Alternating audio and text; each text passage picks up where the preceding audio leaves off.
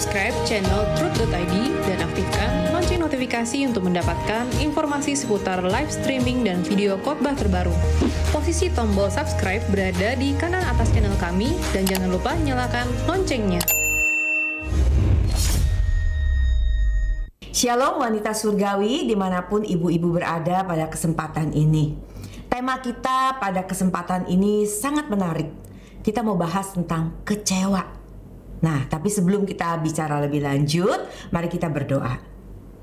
Bapa, terima kasih untuk kesempatan indah di hari ini kami bisa bertemu walaupun jarak memisahkan kami, tapi kuasa-Mu, kasih-Mu akan mengikat kami, akan mempersatukan kami sehingga kami bersama-sama belajar tentang kebenaran firman-Mu.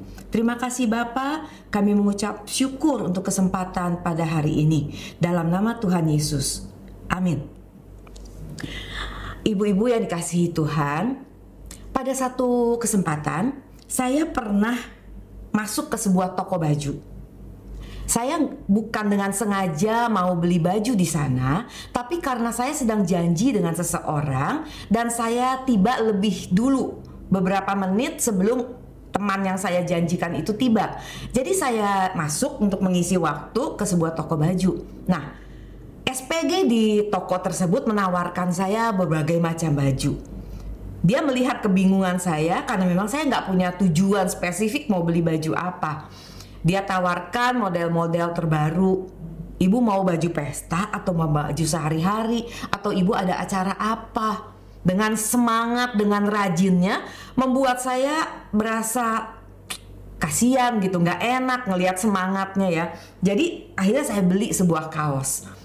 Nah, saya nggak sempat mencoba karena teman saya sudah datang, lalu kami mengobrol. Singkat cerita, sampai di rumah, saya teringat kaos yang saya beli, saya mencobanya dan nggak pantas di saya. Kaos itu nggak pantas baik model maupun warnanya. Nah, saya kecewa banget gitu. Nah, mungkin ibu-ibu ada yang punya pengalaman mirip dengan saya. Walaupun beda, tapi saya percaya semua kita pasti pernah mengalami kekecewaan. Ada yang kecewa sama pasangan, sama anak, sama mertua, sama orang tua, sama saudara, sama keluarga, sama teman, tetangga, siapapun. Kita pernah mengalami kecewa apapun alasannya. Bahkan tidak sedikit juga orang-orang yang kecewa dengan hamba Tuhan, dengan pendeta, dengan gereja, dengan kekristenan pada umumnya. Dan mereka saking kecewanya mereka meninggalkan gereja, meninggalkan kekristenan, meninggalkan pelayanan. Setuju ya ibu-ibu, kita pernah kecewa. Jadi, kecewa itu hal umum, kecewa itu hal biasa.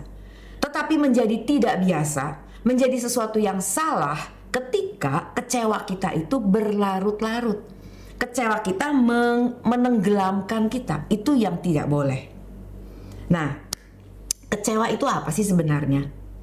Kita kecewa ketika apa yang kita harapkan dibandingkan dengan apa yang menjadi kenyataan atau yang kita terima itu berbeda.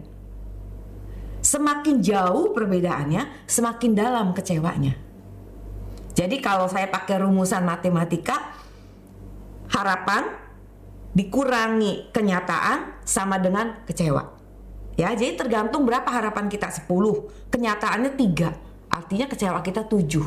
Tapi kalau harapan kita 10, kenyataannya 9, kecewa kita cuma 1. Semakin besar selisihnya, semakin dalam kekecewaan kita.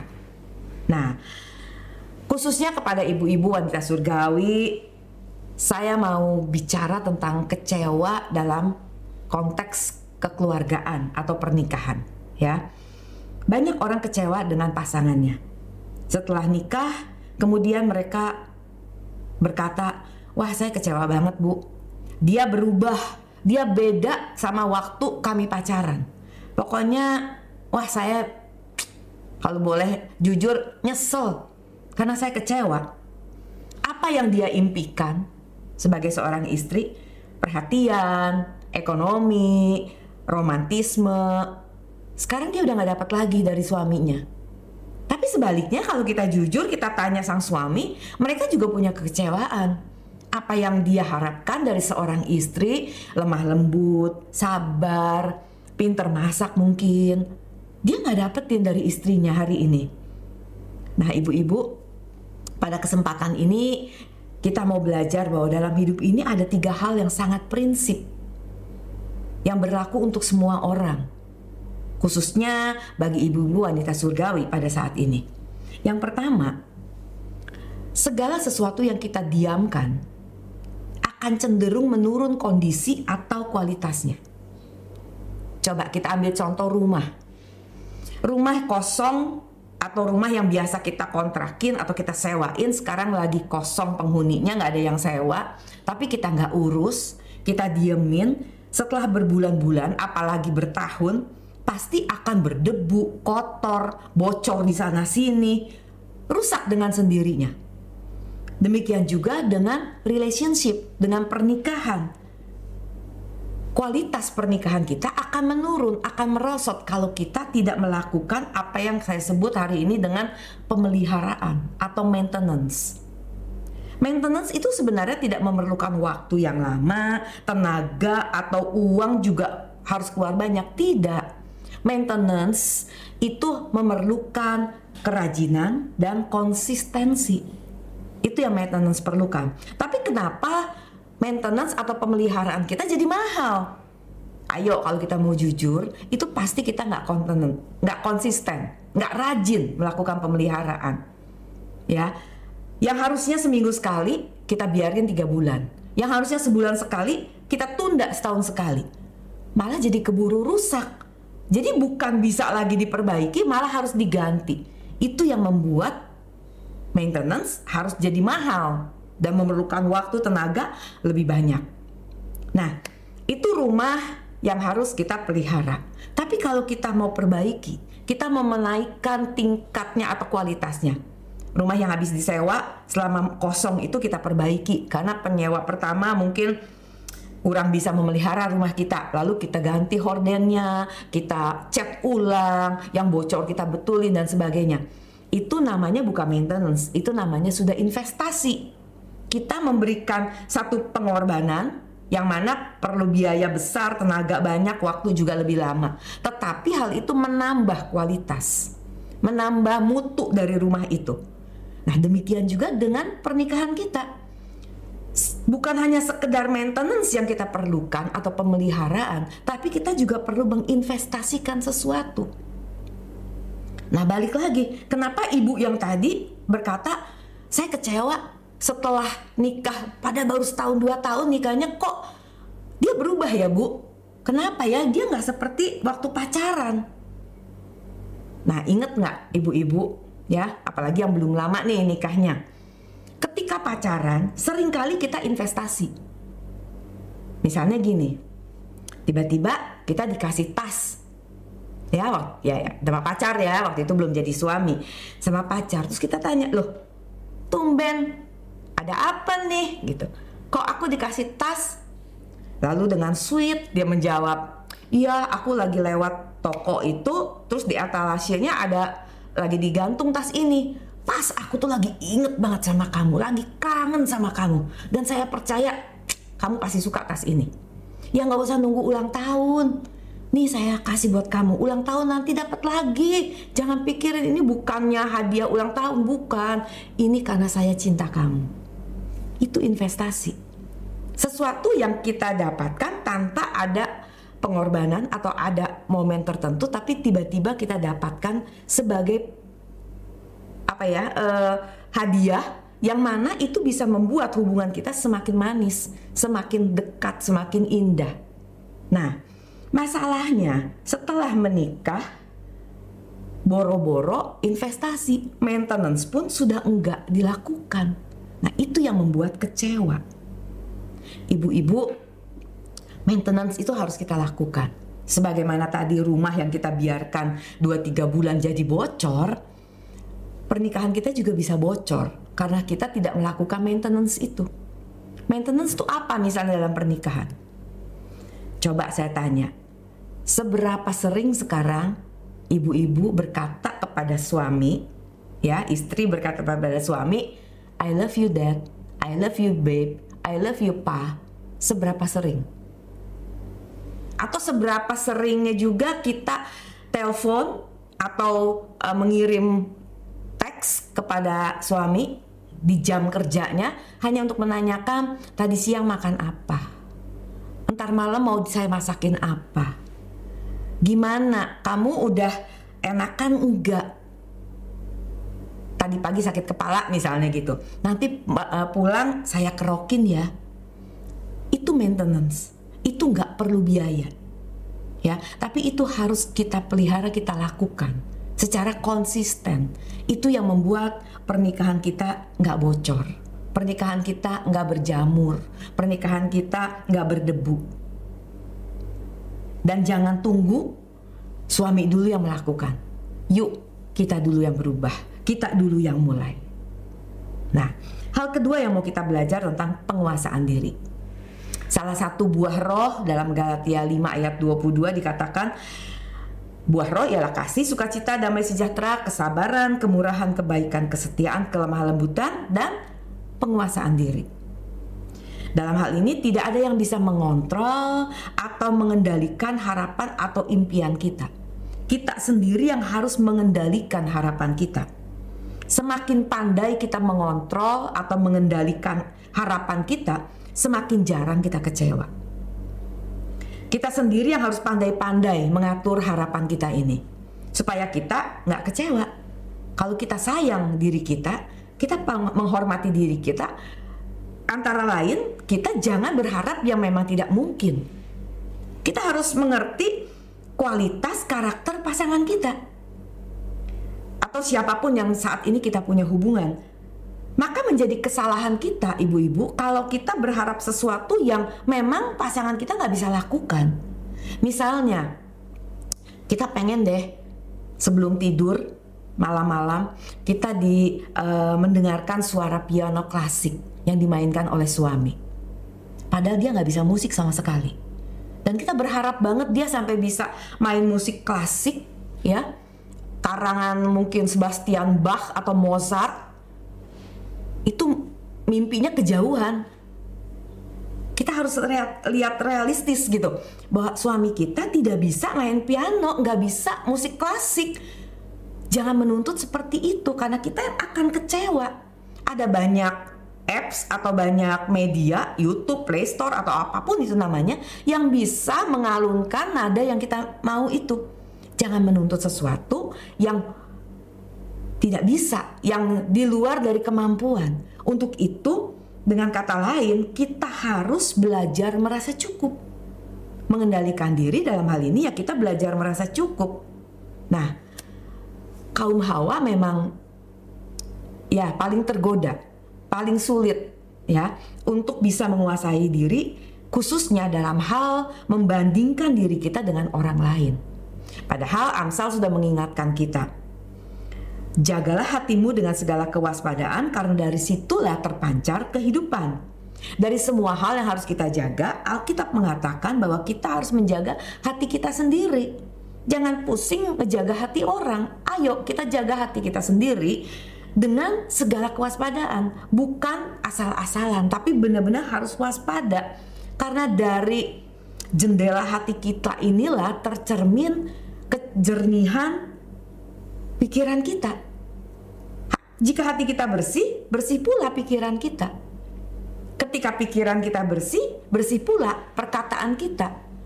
Dan ketika perkataan kita bersih, bersih pula perbuatan kita. Maka jangan iri dengan pasangan teman kita, atau dengan teman kita itu, dengan ipar, dengan saudara, dengan tetangga, dengan siapapun. Semua orang, semua pasangan punya prosesnya masing-masing, punya jalurnya masing-masing. Dan ingat ibu-ibu, orang yang berjalan, dia juga bisa sampai kok sampai tujuannya. Asal dia setia, asal dia konsisten. Jangan lihat yang lari, karena yang lari pun dia bisa jatuh di tengah jalan. Dia bisa tersandung di tengah jalan. Jadi bukan berarti kita santai-santai, tapi maksudnya masing-masing punya urusan, masing-masing punya jalannya sendiri. Jangan membanding-bandingkan diri dengan orang lain.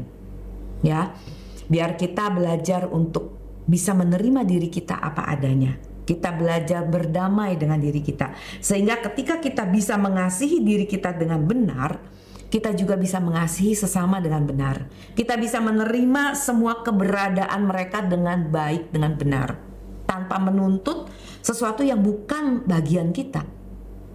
Sesama itu bisa pasangan, anak, orang tua, mertua, ipar, siapapun. Nah, hal ketiga yang saya mau kita belajar adalah hal mengampuni dan melupakan. Di awal tadi saya sudah katakan kecewa itu biasa. Itu hal yang umum. Yang tidak biasa dan tidak boleh adalah kita larut dalam kekecewaan, tenggelam dalam kekecewaan. Apalagi membiarkan kekecewaan tersebut menjadi akar pahit dan mengatur kehidupan kita. Yakobus 3 ayat 11-12 mengatakan begini. Adakah sumber memancarkan air tawar dan air pahit dari mata air yang sama? Saudara-saudaraku, adakah pohon ara dapat menghasilkan buah zaitun? Dan adakah pokok anggur dapat menghasilkan buah ara? Demikian juga mata air asin tidak dapat mengeluarkan air tawar. Kalau kita baca ayat sebelumnya, ini bicara mengenai dosa karena lidah, karena perkataan.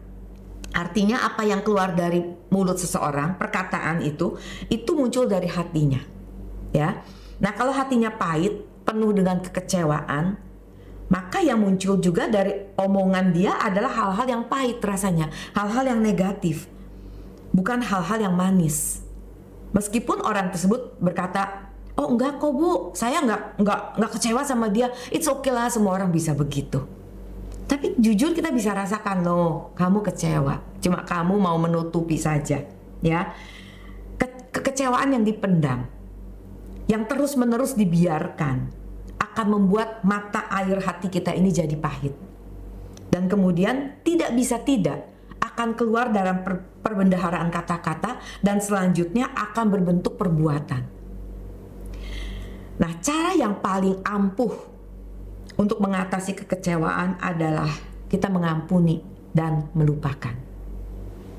Itu tidak bisa dipisahkan. Gak cukup hanya mengampuni, tapi juga harus melupakan. Gak bisa kita bilang melupakan tapi saya gak bisa ampuni. Gak bisa. Ini paket yang harus dua-duanya berjalan bersama. Kita mengampuni dan juga kita melupakan. Nah, saya senang membaca apa yang Tuhan Yesus katakan di Markus 6 ayat 11. Markus 6 ayat 11 katakan gini. Dan kalau ada suatu tempat yang tidak mau menerima kamu, dan kalau mereka tidak mau mendengarkan kamu, dengan kata lain bikin kamu kecewa, bikin kamu kesel nih, Yesus katakan, keluarlah dari situ dan kebaskanlah debu yang di kakimu sebagai peringatan buat mereka. Apa yang Yesus sarankan? Keluarlah dari situ dan kebaskanlah debu yang di kakimu. Dengan kalimat lain, Tuhan mau katakan, udah jangan kecewa, jangan pikirin, move on, lupakan.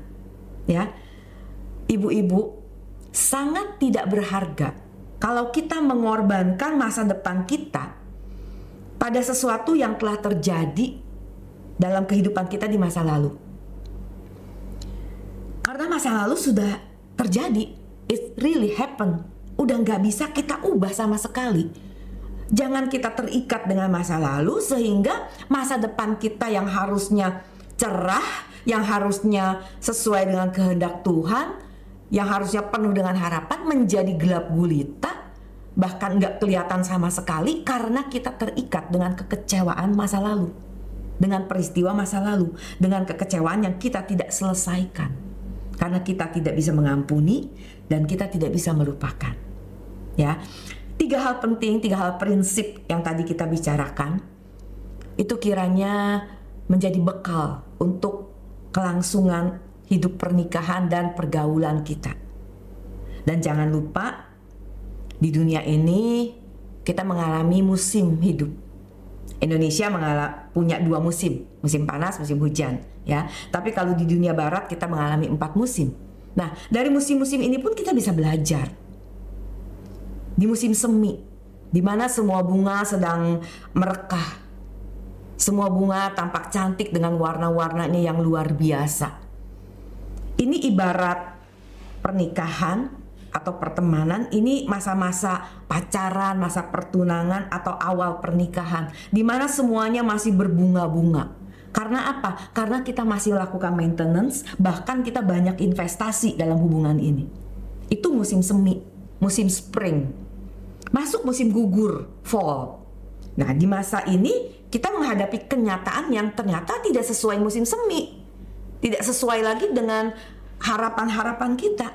Ini biasanya terjadi di tahun kedua atau ketiga pernikahan. Kenapa bisa seperti ini? Ya karena tadi tidak ada maintenance, apalagi investasi. Habis musim gugur, kita masuk ke musim dingin.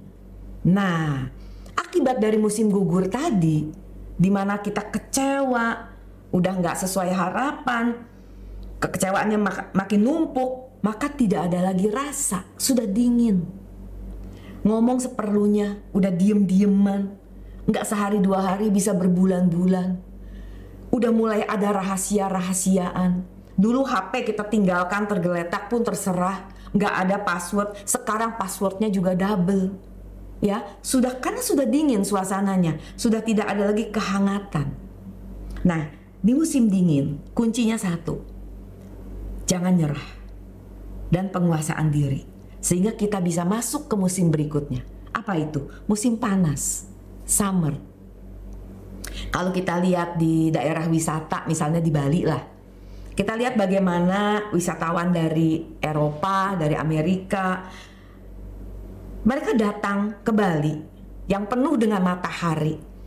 Mereka sengaja buka baju. Mereka pakai baju yang seminim mungkin supaya bisa menikmati hangatnya matahari. Mereka bersantai, mereka berjemur, mereka rileks di tepi pantai. Mereka enjoy di situ. Nah, demikian juga dengan suasana pernikahan kita. Akan hangat dengan matahari kasih sayang, dengan keintiman, dengan keterbukaan, saling pengertian. Tapi ini terjadi apabila kita bisa bertahan di musim dingin tadi. Karena kita menggunakan mantel yang kuat, mantel yang tebal. Apa itu? Tidak menyerah dan kita punya penguasaan diri. Tapi sebaliknya, kalau kita di musim dingin tadi tidak menggunakan mantel penguasaan diri dan tidak menyerah itu, maka musim panas benar-benar menjadi panas suasana di rumah tangga kita, di keluarga kita. Panas dalam kehidupan rumah tangga kita, berantem yang akhirnya sampai ujungnya kita masuk ke pengadilan. Ibu-ibu, setiap musim pasti akan kita lewati, pasti akan kita rasakan, dan pilihan ada di tangan kita. Pertahankan musim semi dan musim panas selama mungkin. Percepat musim gugur dan musim dingin. Caranya 3 hal tadi, 3 prinsip tadi. Lakukan maintenance atau pemeliharaan dan investasi. Pengendalian diri.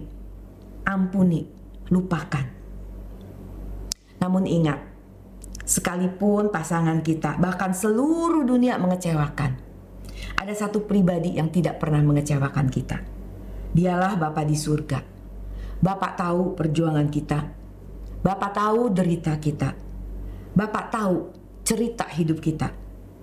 Dia sangat baik, sangat sabar, dan sangat mengasihi kita. Amin. Mari kita berdoa. Terima kasih Bapa untuk kebenaran firman-Mu pada hari ini. Kami jujur mengakui seringkali kami kecewa dan kami membiarkan kekecewaan itu menguasai kami.